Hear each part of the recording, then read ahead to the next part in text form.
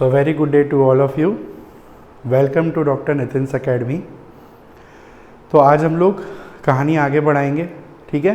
First chapter इस वक्त हम लोग पढ़ रहे हैं और आई थिंक फर्स्ट चैप्टर में हम लोगों ने लास्ट लेक्चर में पहली कॉलिगेटिव प्रॉपर्टी कंप्लीट कर ली थी, that is relative lowering in vapour pressure, है ना। Non ideal solutions, ideal solutions हमने डिस्कस किए थे। तो जैसा कि मैंने लास्ट वीडियो में भी बोला था, आज हम लोग सीधे सीधे दो कॉलिगेटिव प्रॉपर्टीज़ के बारे में पढ़ेंगे। तो दोनों छोटी ही हैं तो एक साथ हो जाएंगी, प्लस दोनों को साथ में पढ़ने का रीज़न भी है क्योंकि दोनों में काफ़ी हद तक सिमिलैरिटी है। ग्राफ है तो आपको एक साथ दोनों समझ में आ जाएगा, फॉर्मूले भी सिमिलर ही हैं। फिर इसके बाद हम लोग एक वीडियो रखेंगे जिसमें हम इन दोनों को प्रॉपर्टीज़ के ऊपर जितने भी न्यूमेरिकल्स हैं वो हम कंप्लीट कर लेंगे। तो प्लेलिस्ट अपलोड होती जा रही हैं, आप वीडियो पीछे का देखते चलना, आगे और भी वीडियोस अपलोड होते रहेंगे, है ना। तो आप चैनल को एक बार सब्सक्राइब कर लीजिएगा तो आपको जो भी वीडियोस वगैरह हैं वो आपको टाइमली दिखते रहेंगे। तो स्टार्ट करते हैं अगली कॉलिगेटिव प्रॉपर्टी से। तो जैसा कि मैंने शुरू में ही बताया था कि 4 कॉलिगेटिव प्रॉपर्टी होती हैं, जिसमें से एक हम पढ़ चुके हैं जिसका नाम क्या था, relative lowering in vapour pressure. तो आज हम सेकेंड कॉलिगेटिव प्रॉपर्टी की तरफ चलने वाले हैं, पढ़ने वाले हैं, जिसके बारे में, जिसका नाम है elevation in boiling point. Elevation in boiling point, ये है हमारी सेकंड कॉलिगेटिव प्रॉपर्टी। थोड़ा बहुत तो आपको नाम से समझ में आ ही गया होगा कि यहाँ क्या होने वाला है। बॉइलिंग पॉइंट जो है उसमें एलिवेशन आने वाला है। एलिवेशन यानी कि वो बढ़ने वाला है, इंक्रीज होने वाला है। बॉइलिंग पॉइंट आप सब लोग पिछली क्लासेस में पढ़े हो, छोटी क्लासेस से पढ़ते आए हो साइंस में। जनरली क्या बोलते थे बॉइलिंग पॉइंट के, वो टेम्परेचर जिस टेम्परेचर पे कोई भी लिक्विड बॉयल होना स्टार्ट हो जाए, उबलना स्टार्ट हो जाए, है ना। जैसे वाटर 100 डिग्री सेल्सियस पे बॉयल होने लगता है तो उसका बॉइलिंग पॉइंट है। तो ये बेसिक डेफिनीशन तो आप पढ़ चुके हो पहले, पर यहाँ एक नई डेफिनीशन आप लोगों को बॉइलिंग पॉइंट की देखने को मिलेगी और उसी के बेसिस पर ही हम इस प्रॉपर्टी को एक्सप्लेन करेंगे। क्लियर है? आगे बढ़ाते हैं कहानी को। तो जैसा कि मैंने बोला था कि यहाँ ग्राफ आएंगे। देखो ग्राफ तो आपके हर टॉपिक में है, फर्स्ट कॉलिगेटिव प्रॉपर्टी में भी ग्राफ थे, यहाँ पर भी एक आपका ग्राफ बनेगा। तो यहाँ एक ग्राफ से हम इस कहानी को समझेंगे। ये ग्राफ कौन सा ग्राफ है, क्या चीज़ का ग्राफ हम बनाने वाले हैं। तो ये ग्राफ बच्चों बनेगा वेपर प्रेशर वर्सेस टी, यानी कि टेम्परेचर, जो कि आप पहले ही ऑलरेडी देख चुके हो। फर्स्ट कॉलिगेटिव प्रॉपर्टी में ग्राफ मैंने बनाया था, अगर याद हो भी दोबारा बन जाएगा तो आपको क्लैरिटी मिल जाएगी। चलिए तो एक अच्छा सा ग्राफ बनाते हैं। आप अपनी एनसीईआरटी में भी देख लेना, वहाँ पर भी ग्राफ मिल जाएगा आपको, है ना। तो आप इसको भी ड्रॉ कर लेंगे यहाँ से। चलिए तो वाई एक्सिस पे मैं ले लेता हूँ वेपर प्रेशर, एक्स एक्सिस पे मैं ले लेता हूँ टी यानी कि टेम्परेचर, ठीक है। अब देखो कैसे ग्राफ बनेगा। तो वेपर प्रेशर वर्सेस टेम्परेचर, क्या रिलेशन है दोनों में, पहले देख चुके हैं हम। टेम्परेचर बढ़ाने पर वेपर प्रेशर क्या होता है, जनरली बढ़ता है। ये अपन पहले ही देख चुके हैं, फैक्टर्स अफेक्टिंग वेपर प्रेशर के अंदर, है ना। ज़्यादा टेम्परेचर बढ़ाएंगे, हीट बनेगी, हीट से एनर्जी मिलेगी सरफेस पार्टिकल्स को, वो और ज़्यादा वेपराइज होंगे तो वेपर प्रेशर बढ़ेगा। और ग्राफ याद हो आप, मैंने बना चुका हूँ, स्ट्रेट लाइन नहीं आता है ना, थोड़ा सा ऐसे इस तरीके से स्लोप बनता है। मैं इसको ड्रॉ कर देता हूँ, लेट से ये बना दिया मैंने, कुछ ऐसा ही बनता है। वो नीचे बने ऊपर बने तो वो तो कम ज़्यादा चीज़ें होती हैं, वैल्यूज़, तो उस हिसाब से बनता है, पर शेप यही था, आप देख लेना। तो ये बन गया हमारा टेम्परेचर वर्सेस वेपर प्रेशर का ग्राफ। आप देख सकते हो टेम्परेचर यहाँ पर इतना है तो यहाँ वेपर प्रेशर इतना है, यहाँ टेम्परेचर ज़्यादा हो गया तो वेपर प्रेशर भी ज़्यादा हो गया। तो ये ग्राफ हमने बना लिया। अब मान लेते हैं 2 मिनट के लिए कि ये जो मैंने ग्राफ बनाया है ये बनाया है प्योर सॉल्वेंट के लिए, मतलब अभी हम सिर्फ सॉल्वेंट की ही बात कर रहे हैं। सॉल्वेंट आप देख चुके हो, अपन पढ़ चुके हैं पहले, वोलेटाइल ही मानते हैं सॉल्वेंट को हम। तो ये ग्राफ जो मैंने बनाया है ये अभी किसके लिए बनाया है, सिंगल कंपोनेंट के लिए बनाया है। अब हम पढ़ रहे हैं सॉल्यूशंस, है ना, हम पढ़ रहे हैं सॉल्यूशंस, तो अकेले सॉल्वेंट से तो बात चलेगी नहीं, हमको किसके बारे में बात करनी है, सॉल्यूट प्लस सॉल्वेंट के बारे में। अब सॉल्यूट कौन सा सॉल्यूट, तो ज़्यादातर हम नॉन वोलेटाइल सॉल्यूट्स ही पढ़ते हैं। अपन ने पिछली प्रॉपर्टी में भी लास्ट में पढ़ा था नॉन वोलेटाइल सॉल्यूट, तो वहाँ पर हमने देखा था वेपर प्रेशर लो हो रहा था। तो अब उसके लिए देखो कैसे ग्राफ बनेगा, सॉल्यूशन के लिए कैसे बनेगा, तो भाई सेम ही बनेगा, ऐसा ही स्लोप आएगा, ऐसा ही कर्वेचर आएगा, ऐसा ही कर्व आएगा, बस थोड़ा कम आएगा, है ना। कम कम मतलब जैसे कि ये हो गया, ये लेट से आपका ग्राफ हो गया सॉल्यूशन का। कैसा सॉल्यूशन, जिसमें सॉल्यूट कैसा है, नॉन वोलेटाइल, ठीक है, नॉन वोलेटाइल सॉल्यूट। नीचे क्यों बनाया इसको, क्योंकि जाहिर सी बात है सॉल्यूट, नॉन वोलेटाइल सॉल्यूट डालने पर वेपर प्रेशर में लोअरिंग हो जाती है, ये अपन पहली कॉलिगेटिव प्रॉपर्टी में पढ़ चुके हैं, तो इसकी ग्राफ थोड़ा नीचे बनाया है। इतनी बात आप लोगों को अगर पहले समझ में आ गई हो तो हम आगे बढ़ें। क्लियर है? चलिए, अब इससे एलिवेशन इन बॉइलिंग पॉइंट कैसे समझ में आ रहा है, तो अभी बचा है ग्राफ, समझते हैं इसको। देखो क्या करते हैं, काम करते हैं, बॉइलिंग पॉइंट की चलो डेफिनेशन देखते हैं। डेफिनेशन ऑफ बॉइलिंग पॉइंट, इससे समझ में आ जाएगा कि कैसे ये प्रॉपर्टी देखने को मिल रही है। तो देखो नई डेफिनेशन आ रही है अब यहाँ बॉइलिंग पॉइंट की, वो 9th 8th क्लास वाली नहीं है, ये नई डेफिनेशन है, ये है in terms of vapour pressure. तो क्या होता है बॉइलिंग पॉइंट, ध्यान से देखना, बॉइलिंग पॉइंट क्या होता है, द टेम्परेचर एट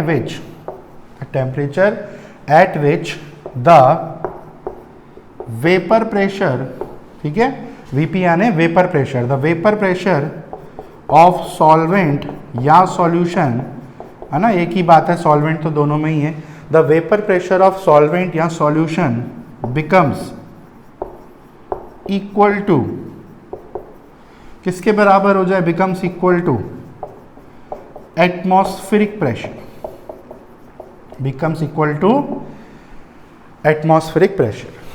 वो टेम्परेचर जिस टेम्परेचर पे किसी भी सब्सटेंस का वेपर प्रेशर किसके बराबर हो जाए, एटमॉस्फेरिक प्रेशर के, यानी कि एटमॉस्फेयर का जो एयर का प्रेशर होता है उसके बराबर हो जाए, तो वो टेम्परेचर को हम बोलते हैं बॉइलिंग पॉइंट। क्लियर है, समझ में आई डेफिनेशन? यहां से देखते हैं, ग्राफ से समझते हैं। देखो मान लेते हैं ये है हमारा एटमॉस्फेरिक प्रेशर, कितना होता है 1 atm, ये है हमारा एटमॉस्फेरिक प्रेशर, है ना, वेपर प्रेशर ही तो लिया है हमने यहाँ वाई एक्सिस पे, तो यहाँ पर प्रेशर 1 atm है, मतलब ये एटमॉस्फेरिक प्रेशर है। अब वो टेम्परेचर जिस टेम्परेचर पे किसी भी कंपोनेंट का वेपर प्रेशर किसके बराबर हो जाए, एटमॉस्फेरिक के। तो देखो पहले सॉल्वेंट की बात करते हैं। सॉल्वेंट में आप देखो ध्यान से, इस पॉइंट को देखो, ये मैंने डॉट बनाई है जो, इस पॉइंट को देखो, इस पॉइंट पे वेपर प्रेशर सॉल्वेंट का, इस पॉइंट पे प्योर सॉल्वेंट का वेपर प्रेशर जरा ध्यान से देखो किसके बराबर आ रहा है, वेपर प्रेशर के बराबर आ रहा है कि नहीं भाई। इस पॉइंट पर सॉल्वेंट का वेपर प्रेशर कितना बराबर है, 1 atm। तो इसी पर्टिकुलर पॉइंट पर जो टेम्परेचर होगा, कैसे भाई, नीचे लाइन खींच दो, ये एक्स एक्सिस में हमने क्या लिया है, टेम्परेचर लिया है, तो इस पॉइंट पे जो टेम्परेचर होगा आपका, टी जो भी बोल लो उसे, वो होता है आपका सॉल्वेंट का क्या, बॉइलिंग पॉइंट। नहीं समझ में आया तो फिर से बताता हूं, वो पॉइंट या वो टेम्परेचर जिस टेम्परेचर पे किसी भी सब्सटेंस का वेपर प्रेशर किसके बराबर हो जाए, एटमॉस्फेरिक के। आप देखो इस पॉइंट पर वेपर प्रेशर कितना है, 1 atm। तो इसी पॉइंट पे नीचे जाते जाओगे तो जो टेम्परेचर आएगा, यहाँ पे जो भी टेम्परेचर हो, है ना, वो होगा इस सॉल्वेंट का बॉइलिंग पॉइंट। क्लियर आ गई, डेफिनेशन ही तो अप्लाई करी है, ठीक है। सिंबल क्या होगा इसका, तो टेम्परेचर का सिंबल होता है capital T, boiling point is what, temperature, है ना। अब ये चूंकि प्योर सॉल्वेंट है तो प्योर में मैंने बताया था ऊपर नॉट लग जाता है, it is a sign of single component purity, है ना। और बॉइलिंग पॉइंट की बात हो रही है तो बी, तो इसको हम बोल देते हैं T naught B. Same definition आप सॉल्यूशन पे भी अप्लाई कर सकते हो, है ना। इसी को आगे एक्सटेंड कर दिए तो देखो ये वो पॉइंट है जिस पॉइंट पर आप देख सकते हो सॉल्यूशन का वेपर प्रेशर भी कितना है, 1 atm ही तो है। तो इसी पॉइंट पे नीचे जाते जाओ तो ये जो टेम्परेचर आएगा, ठीक है, ये किसका टेम्परेचर हो गया, आपका सॉल्यूशन का। यहाँ चाहो तो लिख देता हूँ, कंफ्यूजन नहीं हो, ये सॉल्वेंट का है, ये सॉल्यूशन का। इसको किस सिंबल से शो करेंगे, नॉट नहीं लगाएंगे अब, क्योंकि अब ये प्योर नहीं है, इसमें सॉल्यूट भी आ गया है, तो सिर्फ TB। तो ये हो गया सॉल्यूशन का बॉइलिंग पॉइंट, ये हो गया सॉल्वेंट का। अब आप देखो दोनों टेम्परेचर्स को ध्यान से देखो। जब सॉल्यूट हमने नहीं डाला था, मतलब सॉल्वेंट की बात कर रहे हैं, जब हमने सॉल्यूट नहीं डाला है, नॉन वोलेटाइल सॉल्यूट, तब आपका कितना आ रहा है बॉइलिंग पॉइंट इतना, ठीक है। अभी जो भी वैल्यू हो 5 हो 6 हो 5 मान लो, ये वैल्यू आ रही है। फिर जब हमने उसमें नॉन वोलेटाइल सॉल्यूट ऐड कर दिया, तब कितनी आ रही है, वही बॉइलिंग पॉइंट यहाँ आ रहा है। मतलब पहले यहाँ था फिर यहाँ है। एक्स एक्सिस में वैल्यूज कैसे रहती हैं, 0 1 2 3, मतलब बढ़ नहीं रहा है। पहले कम था फिर ज़्यादा हो गया, सीधे सीधे इंक्रीज हो रहा है ना, यहाँ से यहाँ हो रहा है कि नहीं हो रहा है, इंक्रीज हो रहा है। इसी को ही तो बोलते हैं हम एलिवेशन इन बॉइलिंग पॉइंट। इसी इंक्रीमेंट को, इसी चेंज को हम बोलते हैं क्या, एलिवेशन इन बॉइलिंग पॉइंट। बढ़ रहा है on addition of non volatile solute. इसको रिप्रेजेंट करते हैं हम डेल्टा TB से। डेल्टा मतलब चेंज है ना, कभी भी किसी चीज में चेंज निकालना होता है तो डेल्टा TB से रिप्रेजेंट करते हैं। तो ये है आपका ग्राफ, जो आपको पेपर में भी आ जाए अगर इसके बारे में लिखने को, तो ग्राफ ड्रॉ करना ही है, उसी से तो एक्सप्लेन हो पाया है, और कैसे एक्सप्लेन करोगे आप, है ना। तो ये है हमारा एलिवेशन इन बॉइलिंग पॉइंट। समझ में आ गया होगा होपफुली आप सबको। तो आ गया हो तो आगे बढ़ते हैं, ठीक है। अब इसका एक फॉर्मूला भी है। फॉर्मूला क्या बनेगा, देखो सिंपल है। डेल्टा TB क्या है, एलिवेशन इन बॉइलिंग पॉइंट, मतलब बता दिया इसका। कैसे निकलेगा, तो चेंज कैसे निकलता है भाई, चेंज कैसे निकलता है, फाइनल माइनस इनिशियल करके, है ना। फाइनल माइनस इनिशियल कर दो, या फिर बड़े में से क्या करते हैं, हमेशा छोटे को घटा देते हैं। तो बड़ी वैल्यू क्या है यहाँ पर, बताओ क्या है बड़ी वैल्यू यहाँ पर, दोनों में से ये बड़ी है TB, तो TB माइनस T0B। ये आपका एक फॉर्मूला याद रखना है आपको, न्यूमेरिकल्स में काम आएगा ये आगे हमको। तो delta TB is equal to TB minus T0B, जहाँ पे क्या क्या है इसका मतलब, TB क्या है, बॉइलिंग पॉइंट ऑफ सॉल्यूशन, और T0B क्या है, boiling point of pure solvent. ठीक है, समझ में आ गई कहानी। तो ये है हमारा पहला फॉर्मूला जो आपको याद रखना है। 2 फॉर्मूले हैं, एक और आएगा भी, ये पहले आपको क्लियर रखना है। देखो आप लोगों को एक बहुत इंपॉर्टेंट एडवाइस देना चाहूँगा मैंने बहुत बच्चों को देखा है, जैसे नया सेशन चालू होगा आप लोगों का, है ना। कुछ लोग ये वीडियो ईयर के एंड में देख रहे होंगे, 12th के एंड में, कई लोग देख रहे होंगे, हो सकता है ये वीडियो नए सेशन में, या हो सकता है कई लोग कॉम्पिटिटिव की तैयारी कर रहे हो, है ना, तो वो भी देख रहे हो। आप सब लोगों को एक बहुत इंपॉर्टेंट एडवाइस दूंगा, क्योंकि मैं खुद भी डॉक्टर हूँ, मेरे पास बायोलॉजी और मैथ्स दोनों थे, तो मैं आपको अच्छे से बता सकता हूँ कि सिनेरियो क्या होता है। बच्चे अक्सर हाई फाई चीज़ों के पीछे दौड़ते हैं, वो ज़्यादा से ज़्यादा सम कर रहे हैं या ज़्यादा से ज़्यादा डिफ़िकल्ट लेवल पे जा रहे हैं, क्वेश्चंस कर रहे हैं, हाई फाई चीज़ें पढ़ रहे हैं। मैं नहीं कह रहा हूँ कि वो चीज़ें आपको काम नहीं आएंगी, डेफिनेटली आएंगी, बड़े एग्ज़ाम्स में क्वेश्चंस हार्ड आते हैं, पर सबसे इम्पॉर्टेंट बेसिक होता है ना। अगर किसी पेड़ की जड़ें ही मजबूत नहीं होंगी तो आप कितना बड़ा पेड़ खड़ा कर लो वो गिर ही जाएगा। सेम चीज़ यहाँ भी अप्लाई होती है, फंडामेंटल्स बहुत इंपॉर्टेंट हैं। 11th 12th की जो बेसिक है, केमिस्ट्री है, उसको बहुत ही रूट लेवल पर आपको पढ़ना है पहले, है ना।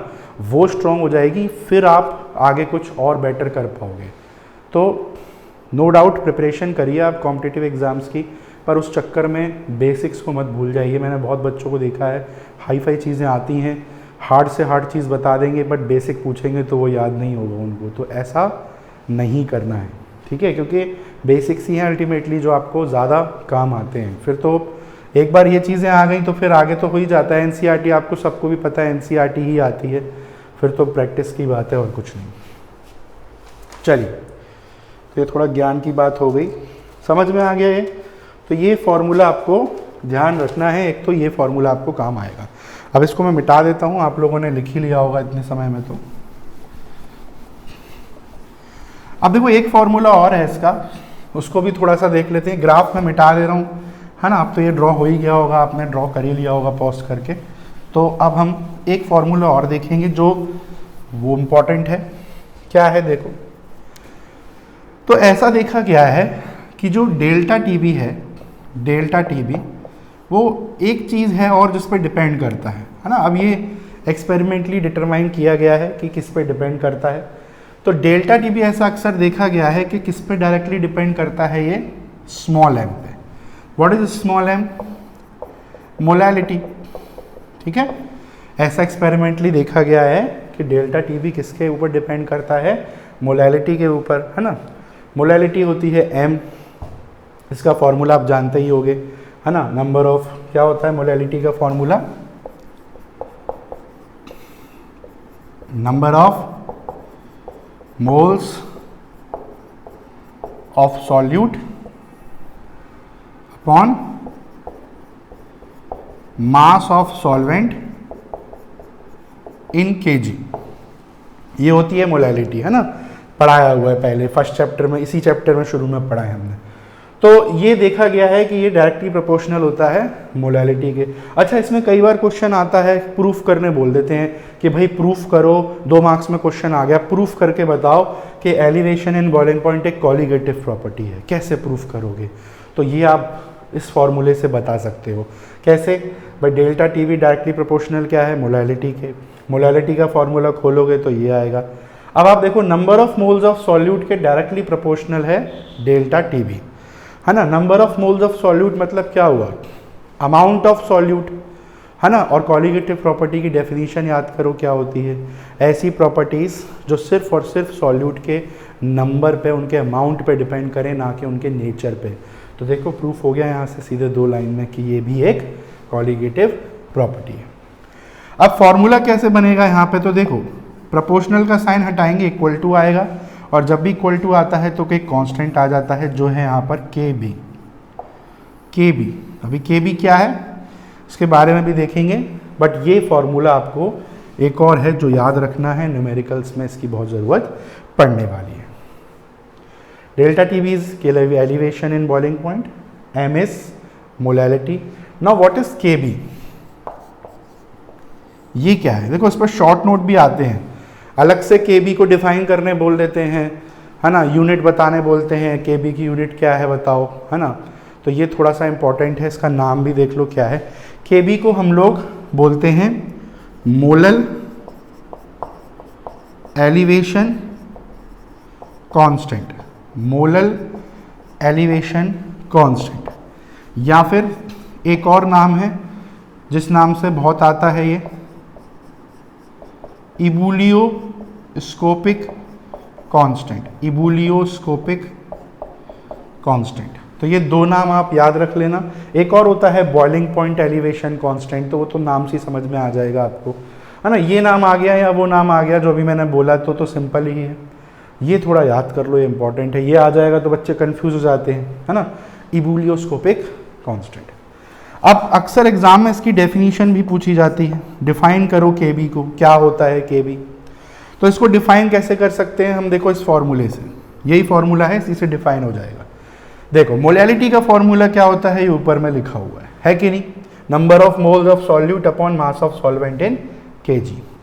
2 मिनट के लिए अज्यूम कर लेते हैं, लेट्स अज्यूम कि हमने जो सॉल्यूशन लिया हुआ है उस सॉल्यूशन में नंबर ऑफ मोल्स यानी कि n जो है सॉल्यूट के, वो कितने हैं? 1। एग्जैक्टली 1 मोल हमने लिया हुआ है सॉल्यूट, ठीक है। और मास सॉल्वेंट का कितना है वो भी मान लेते हैं, चलो 1 kg, है ना। अज्यूम करके चल रहे हैं भाई, इधर अज्यूम करने में क्या जा रहा है ना।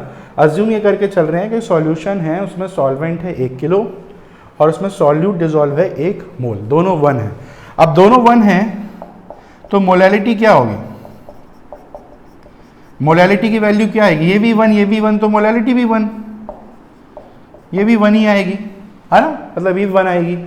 अब इन सारी वैल्यूज को इस फॉर्मूले में अगर हम पुट करें, delta T B is equal to K B into M, तो सीधे सीधे क्या हो जाएगा? Delta T B is equal to क्या हो जाएगा? के बी नहीं हो जाएगा। अरे भाई एम की वैल्यू तो 1 हो गई, तो सीधे सीधे डेल्टा टी बी किसके बराबर हो गया, के बी के। किसके बराबर हो गया, के बी के। कब, जब ये सब आपके 1 हो। ऐसे ही हम अब इसकी डेफिनेशन बना देंगे। तो देखो क्या होगी definition, what is K B, what is K B. के बी क्या है, कुछ नहीं है, एलिवेशन इन बॉइलिंग पॉइंट को ही बोलते हैं। देखो के बी क्या है, एलिवेशन इन बॉइलिंग पॉइंट ही तो है। तो the elevation in boiling point कब, व्हेन 1 मोल, जब हम 1 मोल, क्या क्या 1 mole, when 1 mole of a non volatile solute, when 1 mole of a non volatile solute is dissolved in 1 kg of solvent. ये हो गई आपकी डेफिनेशन केबी की। क्या हो गई, the elevation in boiling point, the elevation in boiling point when 1 mole of a non volatile solute, जब हम 1 मोल नॉन वोलेटाइल सॉल्यूट को कितने सॉल्वेंट में डिसॉल्व करते हैं, किसी 1 किलो सॉल्वेंट में, तो तब जो एलिवेशन इन बॉइलिंग पॉइंट आएगा वही केबी होता है। तो ये आप डेफिनेशन याद कर लो, नाम बता ही दिया। और क्या देखना है, और क्या पूछते हैं केबी के बारे में। हाँ, एक चीज़ और याद रख लेना, केबी की वैल्यू किस पर डिपेंड करती है, डिपेंड अपॉन सॉल्वेंट। ठीक है, डिपेंड अपॉन सॉल्वेंट, सॉल्वेंट पे डिपेंड करती है, जो सॉल्वेंट होगा उसके हिसाब से केबी होगा। और गिवन रहता है मोस्ट ऑफ द टाइम, ये आपको गिवन ही रहता है ना, mostly given. At least 12th exam की बात करें अगर हम बोर्ड एग्ज़ाम्स के हिसाब से, तो ये आपको दे रखा होगा केबी पहले से, तो कोई दिक्कत नहीं है। यूनिट, हाँ ये इंपॉर्टेंट है, केबी की यूनिट ये भी पूछते हैं। तो केबी की यूनिट क्या होगी, यहाँ लिख देता हूँ, नीचे हो रहा है थोड़ा ज़्यादा। केबी की यूनिट क्या होगी, तो कैसे आएगा, इसी फॉर्मूले से आ जाएगी यूनिट। देखो केबी इज इक्वल टू क्या होगा, delta T V upon M. ठीक है, KB is equal to delta T V upon M. अब डेल्टा टी वी की यूनिट क्या होगी, delta T V is what, elevation in boiling point, मतलब टेम्परेचर ही तो है अल्टीमेटली। टेम्परेचर की यूनिट क्या होती है, कैपिटल के यानी केल्विन। और मोलैलिटी की क्या होती है, मोल्स पर केजी, है ना, मोल्स पर केजी, ये देख चुके हैं हम। तो क्या हो जाएगी यूनिट फाइनली, केल्विन। मोल पर केजी ऊपर जाएगा तो क्या हो जाएगा, केजी अपॉन मोल हो जाएगा, तो केल्विन केजी पर मोल। ये होती है यूनिट केबी की, केल्विन केजी पर मोल। क्लियर है, तो यूनिट भी बता दिया आपको, डेफिनीशन हो ही गई, समझ आ गया। अच्छा, मान लो केबी आपको नहीं दिया जाए, ऐसे हालांकि बोर्ड एग्जाम में तो नहीं होता, क्योंकि फिर केबी को भी निकालना पड़ता है, जो कि बहुत लंबा काम है। तो जनरली आईआईटी वगैरह जो एंट्रेंस एग्ज़ाम्स हैं, है ना, जेई वगैरह के, उनमें एडवांस वगैरह में उनमें ये दे सकते हैं, उसमें आपको केबी भी नहीं बताएंगे वो। तो केबी नहीं दे रखा हो तो उसको निकालने का एक फार्मूला होता है, बस फार्मूला आप याद कर लो, है ना। चांसेस तो कम ही हैं कि बोर्ड में आपके ऐसे आए क्वेश्चन, बट फार्मूला ज़रूर याद होना चाहिए। ये होता है capital R into T naught B का whole square into capital M upon 1000 into delta H vaporisation. ये होता है फॉर्मूला। ये फॉर्मूला आपको याद रखना है किसके, इसमें, इन केस जब आपको केबी की वैल्यू गिवन ना हो, जिसकी टेंशन हमको नहीं लेनी है बोर्ड एग्जाम्स के पॉइंट ऑफ व्यू से, तो टेंशन नहीं लेनी है। ठीक है, मतलब क्या है, हर एक सिंबल का देख लेते हैं।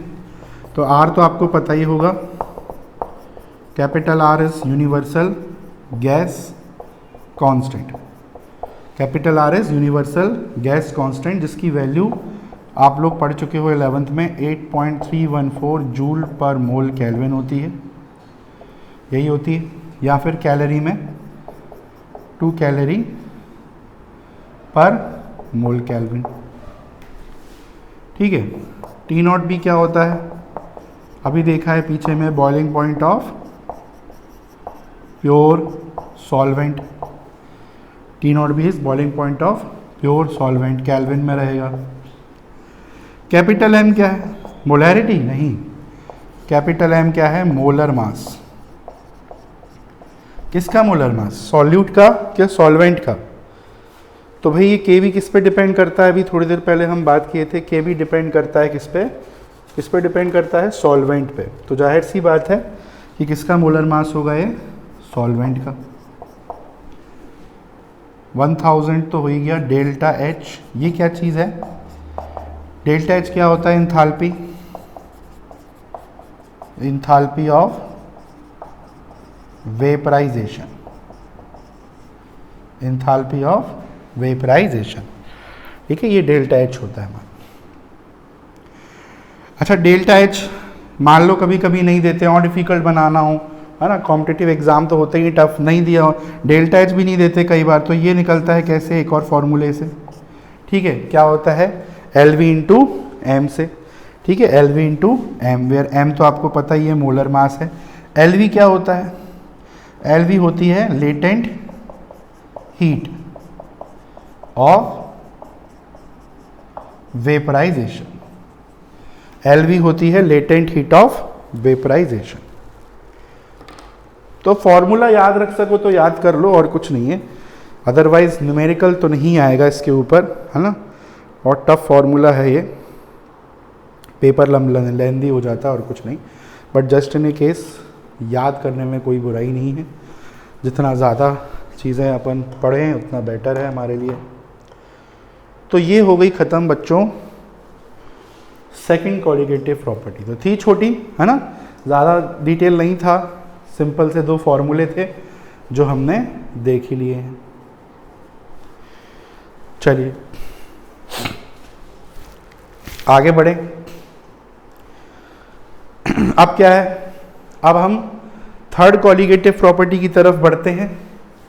अब देखो तीसरी वाली काफ़ी हद तक इसी की तरह है, बहुत सिमिलरिटी है इन दोनों में। इनफैक्ट फॉर्मूले भी आप देखना सिमिलर ही लगेंगे, है ना, वहाँ भी एक कांस्टेंट आएगा, सेम उस कांस्टेंट की यूनिट भी सेम ही होगी बल्कि वहाँ पर, है ना, डेफिनीशन सब मतलब बहुत सिमिलरिटी आपको मिलेगी। इसलिए मैं बोला इन दोनों को एक साथ हम जनरली पढ़ते हैं, डिस्कस करते हैं। चलिए क्या है थर्ड कॉलिगेटिव प्रॉपर्टी, क्या है, depression, depression in what, boiling नहीं, freezing, depression in freezing point, है ना, बॉइलिंग पॉइंट की जगह अब हम फ्रीजिंग पॉइंट की बात कर रहे हैं, और उसमें क्या आ जाता है, डिप्रेशन, मतलब और कम हो जाएगा फ्रीजिंग पॉइंट, और गिरावट आ जाएगी उसमें, और डिप्रेशन हो जाएगा। पहले जितना था अब उससे कम आएगा आपका फ्रीजिंग पॉइंट। चलिए समझते हैं इसको क्या है। सेम यहाँ पर भी वही चीज़ है, ग्राफ यहाँ भी बनेगा, है ना, वही ग्राफ यहाँ पर भी बनेगा, वेपर प्रेशर वर्सेस टेम्परेचर का सेम वही ग्राफ बनेगा। चलिए थोड़ा सा बस उसमें एक चीज़ अलग दिखेगी आपको, तो वो मैं आपको भी समझा दूँगा। तो ये मैं फिर से वापस से ऐसे ही वेपर प्रेशर ले रहा हूँ, टेम्परेचर ले रहा हूँ। अब याद है कैसा था graph, vapour pressure versus temperature का, ठीक है, कुछ इस तरीके से ये हमने ग्राफ बना दिया। ये मान लीजिए किसका है, प्योर सॉल्वेंट का है, जिसमें सॉल्यूट अभी नहीं है फिलहाल। अब हमने इसमें सॉल्यूट डाला, सॉल्यूट डालते हैं तो क्या होता है, कम हो जाता है वेपर प्रेशर, है ना। अब हमने इसमें सॉल्यूट डाल दिया, कैसा सॉल्यूट डाल दिया, ध्यान रखना है नॉन वोलेटाइल, तो ये थोड़ा कम हो गया वेपर प्रेशर। तो ये तो देखो सेम ग्राफ था, है ना, जैसे पीछे में बनाया था हमने वैसे ही ग्राफ दोबारा बनाया हमने। इस बार क्या होगा फ़र्क, इस बार फ़र्क ये है कि एक ग्राफ और बनेगा यहाँ। कैसे बनेगा, देखो ये तो हमने मान लो ये हमने बात करी है लिक्विड फेज़ की, क्योंकि फ्रीजिंग पॉइंट की बात हो रही है तो सॉलिड फेज़ भी लेना पड़ेगा। तो ये लिक्विड फेज़ है ना, ये दोनों ग्राफ लिक्विड फेज़ में है दोनों, जब सॉल्वेंट आपका लिक्विड फेज़ में है। सॉल्वेंट एक टाइम पे सॉलिड फेज़ में भी होगा, तो सॉलिड फेज के लिए भी एक ग्राफ हमको बनाना है। अब देखो सॉलिड फेज के लिए क्या होगा, ग्राफ कैसे बनेगा, सेम भाई सॉलिड फेज में भी सेम ही रिलेशनशिप होगी, उसमें क्या अलग हो जाएगा, है ना, बस थोड़ा सा ज़्यादा स्टीप होगा कर्व, कुछ इस तरीके से ज़्यादा स्टीप कर्व होगा। तो ये भी प्योर सॉल्वेंट ही है पर सॉलिड फेज में, ठीक है, ये भी प्योर सॉल्वेंट ही है पर सॉलिड फेज में। तो इस तरह से आपने एक लाइन और बना देनी है। अब कैसे पता चलेगा क्या होता है डिप्रेशन, तो अब हम देखेंगे डेफिनीशन फ्रीजिंग पॉइंट की क्या होती है। डेफिनीशन से क्लियर हो जाएगा कि क्या कहानी है। तो देखो इस फ्रीजिंग पॉइंट की डेफिनीशन क्या होती है, अब वो पुरानी वाली नहीं पढ़नी है जो आपने पिछली क्लासेस में पढ़ी होंगी, नई डेफिनीशन है। क्या है, in terms of vapour pressure freezing point क्या होता है, the temperature at which the vapour pressure of a liquid state, है ना, कोई भी चीज़ की लिक्विड स्टेट, चाहे सॉल्वेंट हो सॉल्यूशन हो, the temperature at which the vapour pressure of a liquid state becomes equal to vapour pressure of solid state, it's लगा देना, इट्स सॉलिड स्टेट, मतलब वो टेम्परेचर जिस टेम्परेचर पे किसी भी कंपोनेंट का या सब्सटेंस का वेपर प्रेशर उसकी लिक्विड स्टेट का बराबर हो जाए, कब, उसकी सॉलिड स्टेट के, तो उसको हम बोलते हैं फ्रीजिंग पॉइंट, ठीक है। Temperature at which liquid state becomes equal to solid state is called FP, freezing point. ये डेफिनेशन आपको याद रखनी है। अब इसको अप्लाई करते हैं इस ग्राफ पे तो हमको समझ में आएगी कहानी कुछ। चलिए, तो कौन सा है वो पॉइंट जिस पॉइंट पे दोनों बराबर हो रहे हैं। देखो ये वेपर प्रेशर की तो ग्राफ बने हुए हैं, है ना, ये है प्योर सॉल्वेंट लिक्विड स्टेट, ये है प्योर सॉल्वेंट सॉलिड स्टेट। तो पहले सॉल्वेंट को पकड़ लो। तो देखो वो पॉइंट जिस पॉइंट पे दोनों बराबर हो जाएं, कौन सा होगा वो पॉइंट, जिस पॉइंट पे दोनों आपस में मिल जाएं, क्रॉस करें। अब आप बोलोगे ये तो क्रॉस ही नहीं कर रहे हैं, मिल ही नहीं रहे, अरे भाई थोड़ा पीछे खींच लो, ग्राफ को थोड़ा पीछे खींच सकते हैं, ऐसा कुछ नहीं है। तो ये देखो, ये पॉइंट ध्यान से देखो आप, ये वो पॉइंट है जिस पॉइंट पर इस सॉल्वेंट की लिक्विड फेज का वेपर प्रेशर और सॉलिड स्टेट का वेपर प्रेशर बराबर आ रहा है ना, यहाँ पे जो भी आपका वेपर प्रेशर होगा बराबर ही तो आ रहा है। तो इसी पॉइंट पर जो टेम्परेचर होगा आपका, है ना, क्या होगा, कैपिटल टी, टेम्परेचर का सिंबल, सिर्फ सॉल्वेंट है तो नॉट, और फ्रीजिंग पॉइंट है तो एफ। इसको हम बोलते हैं क्या, ये क्या हो गया, ये हो गया फ्रीजिंग पॉइंट ऑफ सॉल्वेंट या प्योर सॉल्वेंट। तो ये होता है freezing point of pure solvent, T not F. अब सेम डेफिनेशन सॉल्यूशन पे अप्लाई करके देखते हैं। अब सॉल्यूट आ गया उसमें, तो क्या करेंगे, इसको भी ग्राफ को पीछे खींच देते हैं। तो थोड़ा सा आप ग्राफ क्लियरली बनाना ताकि कंजस्टेड ना हो, यहाँ पे थोड़ा सा कंजस्टेड हो रहा है तो थोड़ा दूर दूर बनाना ये स्लोप आप, है ना, यहाँ से वाई एक्सिस से। ये देखो, इस पॉइंट को देखो आप ध्यान से, इस पॉइंट पर सॉल्यूशन का जो वेपर प्रेशर है लिक्विड स्टेट में है वो किसके बराबर हो रहा है, सॉलिड के। अब सॉल्वेंट तो दोनों में कॉमन ही है, तो इसी ग्राफ से दोनों की डेफिनेशन हम बना लेते हैं। तो ये देखो, इस पॉइंट पे वेपर प्रेशर इक्वल है, तो इस पॉइंट पे जो टेम्परेचर होगा क्या होगा, टी एफ। क्योंकि अब तो सॉल्यूशन की बात हो रही है, अब टी नॉट एफ नहीं बोल सकते, टी एफ।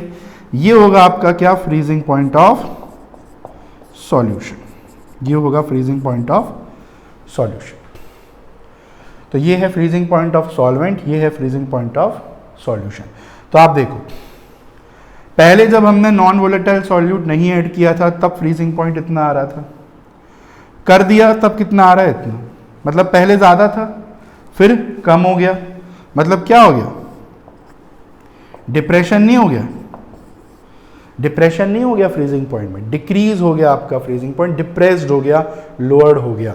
इसी को बोलते हैं हम depression in freezing point, denoted by delta T F. जैसे वहां डेल्टा टी भी था, इसको डेल्टा टी एफ बोलते हैं। क्लियर हो गई बात। तो ये होता है डिप्रेशन इन फ्रीजिंग पॉइंट। तो ग्राफ से बहुत ही ईजिली समझ में आ जाती है कहानी, क्लियर हो जाता है कि ये क्या चीज़ है। तो ग्राफ ड्रॉ कर लेना आप, बुक में भी है पर यहाँ आप समझ के ड्रॉ करेंगे तो ज़्यादा अच्छे से याद होगा आपको, है ना। चलिए, फॉर्मूले पे आते हैं हम। देखो इसका भी फॉर्मूला है वैसा ही जैसे वहाँ डेल्टा टी वी का था। डेल्टा टी एफ क्या है? Depression in freezing point. Delta यानी कि चेंज। चेंज हमेशा कैसे निकलता है? बड़े में से छोटी वैल्यू माइनस कर दो आप, है ना।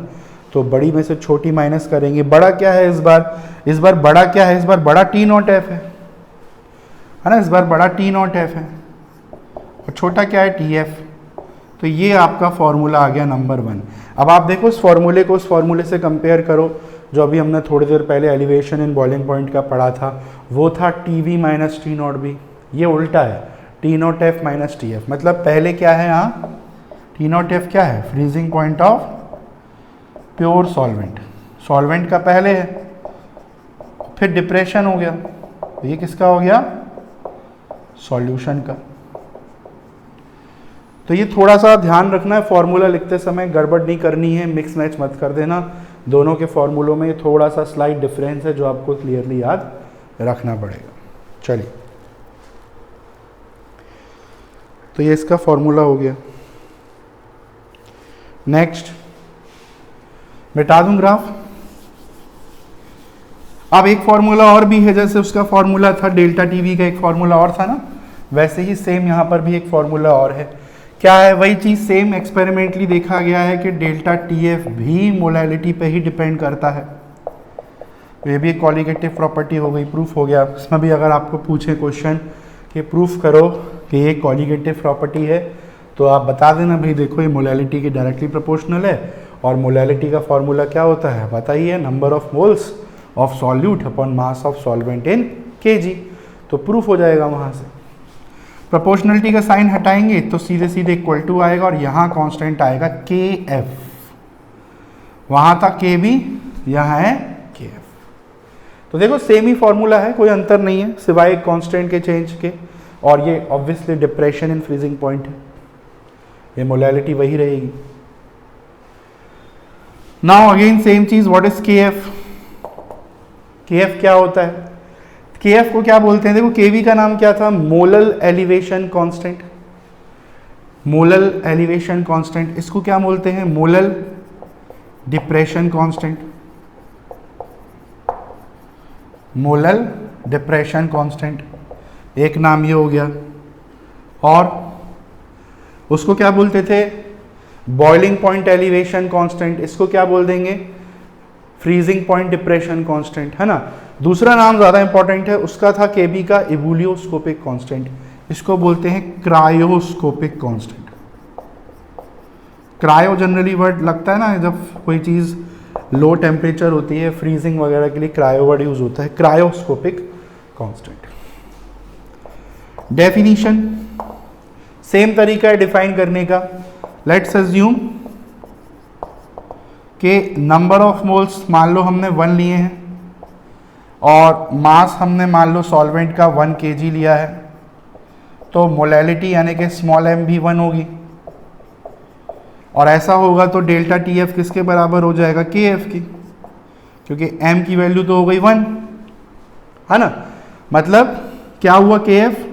के एफ किसको बोलते हैं? डिप्रेशन इन फ्रीजिंग पॉइंट को ही बोलते हैं। वो डिप्रेशन इन फ्रीजिंग पॉइंट कब? जब हम किसी 1 मोल नॉन वोलेटाइल सॉल्यूट को 1 किलो मास सॉल्वेंट में डिसॉल्व कर दें। अब आप डेफिनेशन लिख लेना, क्या होता है के एफ की definition? The depression in freezing point when 1 mole